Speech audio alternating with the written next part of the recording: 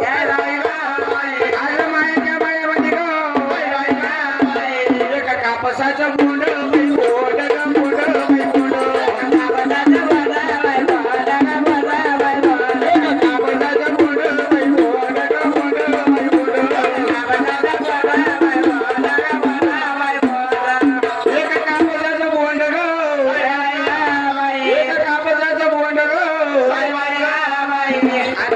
पैसे नाही 220 लाख बर का